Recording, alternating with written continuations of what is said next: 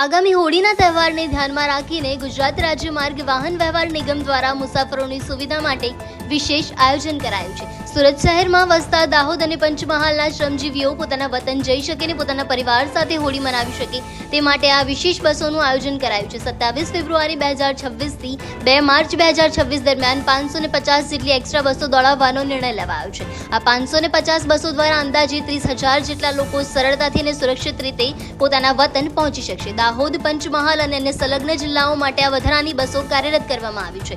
મુસાફરોની સુવિધા માટે ગુજરાત રાજ્ય માર્ગ વાહન વ્યવહાર નિગમની સત્તાવાર વેબસાઇટ પરથી ઓનલાઈન ટિકિટ બુકિંગની વ્યવસ્થા પણ ઉપલબ્ધ કરાવવામાં આવી છે।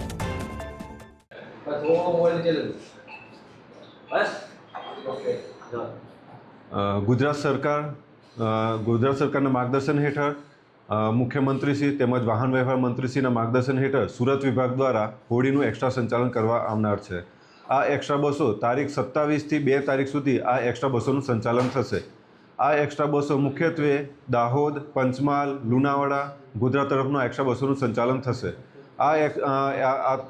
જે એક્સ્ટ્રા બસો છે તે સુરતના મેઇન બસ સ્ટેશન CBSની સામે જે સિટી બસ સ્ટેશન છે ત્યાંથી આ બસો ઉપડશે। ઉપરાંત આપણે જે ઉલપાડમાં રામચોક છે ત્યાંથી પણ આ એક્સ્ટ્રા બસોનું સંચાલન થશે। અને આ જે એક્સ્ટ્રા બસો છે જે અમારું ઓનલાઈન બુકિંગ છે www.gsrtc.in એના પરથી બી અમારી ટિકિટનું બુકિંગ થશે। તેમજ જે ગુજરાત સરકારનું માર્ગદર્શન છે જે મુજબ ST આપને દ્વારે તે થકી જો 52 મુસાફરો એકસાથે જો ટિકિટ બુકિંગ કરાવશે તો તેમની સોસાયટી સુધી અમે બસ આપીશું કે જે તેમની સોસાયટીથી પોતાના વતન સુધી ડાયરેક્ટ મુસાફરી કરી શકશે। અને આ જે બસો જે છે તે સંચાલન મુખ્યત્વે સાંજે 4 વાગ્યાથી તો રાતે 10 વાગ્યા સુધીના સંચાલન ચાલુ રહેશે।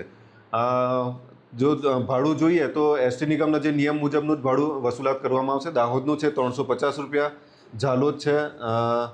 ઝાલોદના 355 રૂપિયા, ગોધરા 305 રૂપિયા, લુણાવાડા 330 રૂપિયા, છોટાઉદેપુર 315 રૂપિયા જે નિયત કરેલું જે ભાડું છે એ મુજબનું ભાડું વસૂલવામાં આવશે।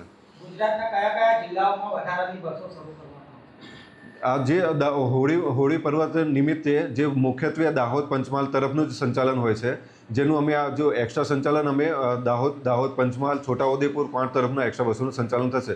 તદુપરાંત જો મહેસાણા સૌરાષ્ટ્ર તરફના બી મુસાફરો હશે એક સાથે કે જે એમને મુસાફરી કરવી હશે તો અમે એક્સ્ટ્રા બસોનું અમે આપીશું એમને। બીજા રાજ્યોમાં કેવી રીતે વ્યવસ્થા હોળી પર્વ નિમિત્તે મોસ્ટ ઓફ જે દાહોદ પંચમહાલનું જ સંચાલન હોય છે અને મુખ્યત્વે રેલવે આઉટ સ્ટેટમાં મુખ્યત્વે રેલવે તરફથી જ સંચાલન થતું હોય છે।